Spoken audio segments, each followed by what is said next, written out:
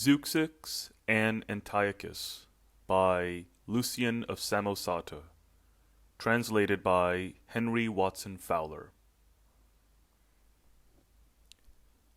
I was lately walking home after lecturing when a number of my audience, you are now my friends, gentlemen, and there can be no objection to me telling you this, these persons then came to me and introduced themselves with the air of admiring hearers. They accompanied me a considerable way with such laudatory exclamations that I was reduced to blushing at the discrepancy between praise and thing praised. Their chief point, which they were absolutely unanimous in emphasizing, was that the substance of my work was so fresh, so crammed with novelty. I had better give you their actual phrases.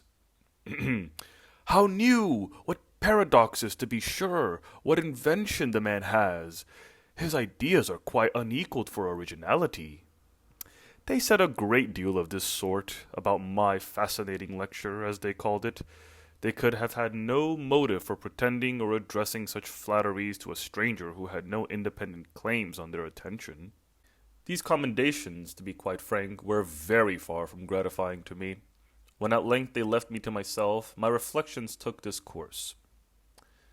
So the only attraction in my work is that it is unusual, and does not follow the beaten track. Good vocabulary, orthodox composition, insight, subtlety, Attic grace, general constructive skill, these may for aught I know be completely wanting, else indeed they would hardly have left them unnoticed, and approved my method only as new and startling. Fool that I was, I indeed did guess, when they jumped up to applaud, that novelty was part of the attraction. I knew that Homer spoke truly when he said there is favor for the new song.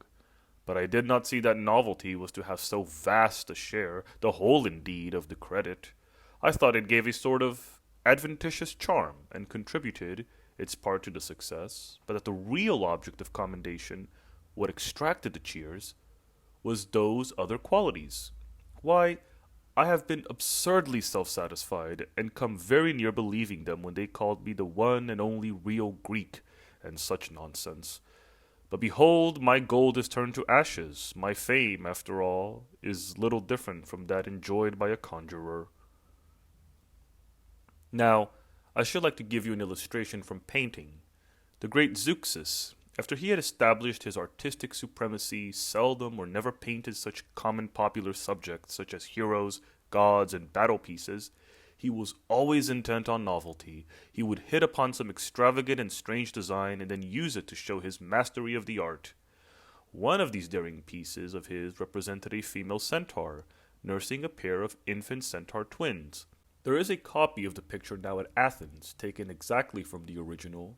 The latter is said to have been put on ship, board for Italy with the rest of Sulla's art treasures, and to have been lost with them by the sinking of the ship of Malea, I think it was. The picture of the picture I have seen, and the best word picture I can manage of that I am now to give you. I am no connoisseur, you must understand, but I have a vivid recollection of it as I saw it in an Athenian studio not long ago, and my warm admiration of it as a work of art may perhaps inspire me with a clear description. On fresh green sward appears the mother centaur.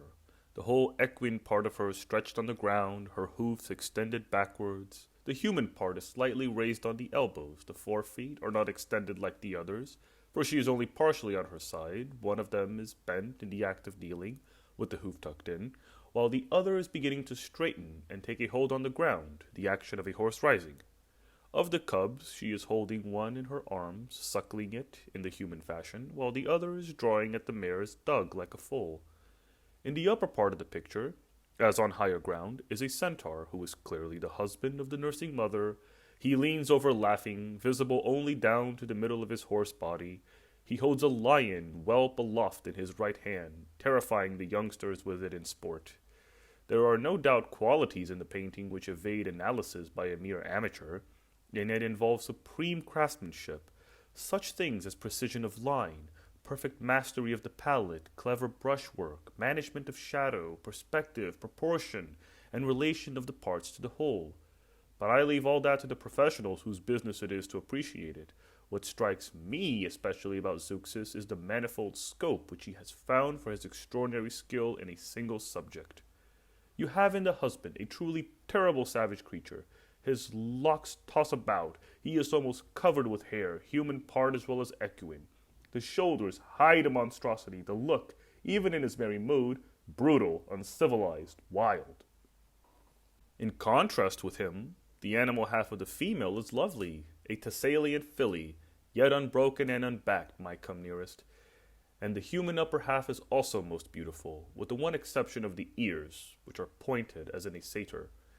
At the point of junction, which blends the two natures, there is no sharp line of division, but the most gradual of transitions, a touch here, a trait there, and you are surprised to find the change complete.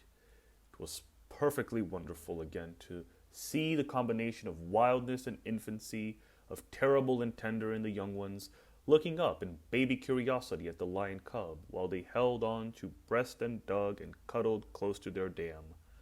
Zeuxis imagined that when the picture was shown, the technique of it would take the visitors by storm. Well, they did acclaim him. They could hardly help that, with such a masterpiece before them. But their commendations were all in the style of those given to me the other night. It was the strangeness of the idea, the fresh, unhackneyed sentiment of the picture, and so on. Zeuxis saw that they were preoccupied with the novelty of his subject. Art was at a discount, and truth of rendering quite a minor matter. "Oh, pack it up, Mikio," he said to his pupil, "and you and the others take it home. These people are delighted with the earthy part of the work. The questions of its aim, its beauty, its artistic merit are of no importance whatever. Novelty of subject goes for much more than truth of rendering." So said Zeuxis, not in the best of tempers. Antiochus Soter had a somewhat similar experience about his battle with the Galatians. If you will allow me, I propose to give you an account of that event also. These people were good fighters, and on this occasion, in great force, they were drawn up in a serried phalanx, the first rank, which consisted of steel-clad warriors, being supported by men of the ordinary heavy-armed type to the depth of 24. 20,000 cavalry held the flanks, and there were 80 scythed and twice that number of ordinary war chariots ready to burst forth from the center. These dispositions filled Antiochus with apprehension, and he thought that the task was too hard for him. His own preparations had been hurried, on no great scale, and inadequate to the occasion. He had brought quite a small force, mostly of skirmishers and light-armed troops. More than half his men were without defensive armor. He was disposed to negotiate and find some honorable composition. Theodotus of Rhodes, however, a brave and skillful officer, put him in heart again. Antiochus had 16 elephants. Theodotus advised him to conceal these as well as he could for the present, not letting their superior height betray them.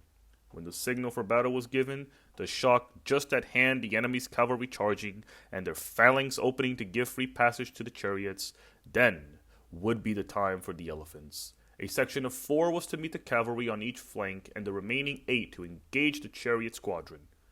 By this means, he concluded, the horses will be frightened, and there will be a stampede into the Galatian infantry.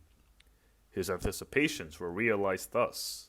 Neither the Galatians nor their horses had ever seen an elephant, and they were so taken aback by the strange sight that, long before the beasts came to close quarters, the mere sound of their trumpeting, the sight of their gleaming tusks relieved against dark bodies and minatory waving trunks, was enough. Before they were within bowshot, the enemy broke and ran in utter disorder. The infantry were spitted on each other's spear and trampled by the cavalry who came scurrying onto them. The chariots, turning in like manner upon their own friends, whirled about among them by no means harmlessly. It was a Homeric scene of rumbling and tumbling cars. When once the horses shied at those formidable elephants, off went the drivers, and the lordless chariots rattled on, their scythes maiming and carving any of their late masters whom they came within reach of. And in that chaos, many were the victims. Next came the elephants, trampling, tossing, tearing, goring, and a very complete victory they had made of it for Antiochus. The carnage was great, and all the Galatians were either killed or captured, with the exception of quite a small band which got off to the mountains. Antiochus Macedonians sang the paean, gathered around and garlanded him with acclamations on the glorious victory. But the king, so the story goes, was in tears. "My men," he said, "we have more reason for shame, save by those 16 brutes.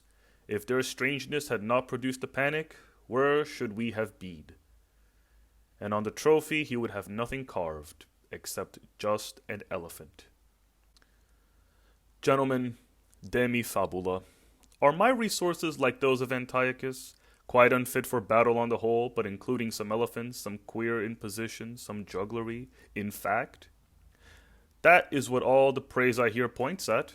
The things I really relied upon seem to be of little account. The mere fact that my picture is of a female centaur exercises fascination. It passes for a novelty and a marvel, as indeed it is. The rest of Zeuxis' pains is thrown away, I suppose. But no, not thrown away. You are connoisseurs, and judge by the rules of art. I only hope the show may be worthy of the spectators. End of Zeuxis and Antiochus by Lucian of Samosata, translated by Henry Watson Fowler.